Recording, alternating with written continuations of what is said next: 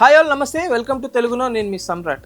ఈరోజు ఒక interesting topic అయితే మాట్లాడుకుందామండి. ఇది రీసెంట్గా జరిగిన డిబేట్ అని కూడా చెప్పచ్చు.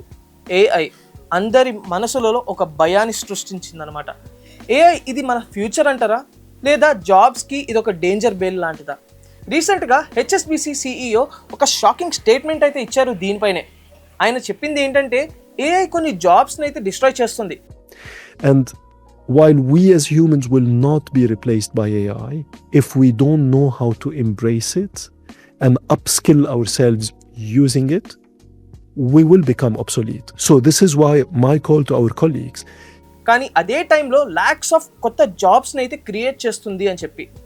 ఇప్పుడు క్వశ్చన్ ఏంటంటే మనం భయపడాలా లేదా ప్రిపేర్ అవ్వాలా కొత్త జాబ్స్ కోసం? చూద్దాం. ఆల్రెడీ ఏఐ మన డైలీ లైఫ్లో ఎంటర్ అయిపోయింది.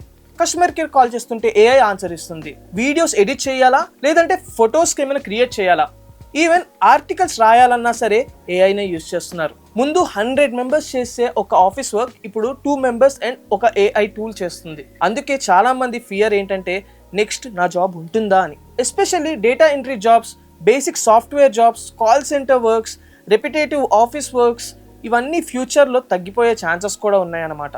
కానీ ఇక్కడ బిగ్గెస్ట్ ట్విస్ట్ ఏంటంటే ఎవ్రీ టెక్నాలజీ రెవల్యూషన్లో సేమ్ ఫియర్ అనేది ఉంటుంది.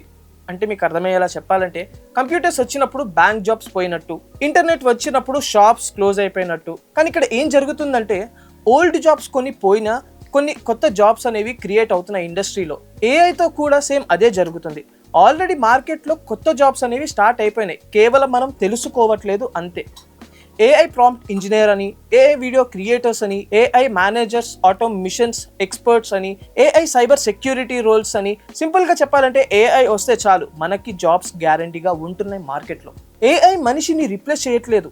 We're using Gen AI in markets, we're using Gen AI in contact centers, we're using Gen AI, of course, in technology. Now 30,000 of our technologists, engineers are enabled with Gen AI.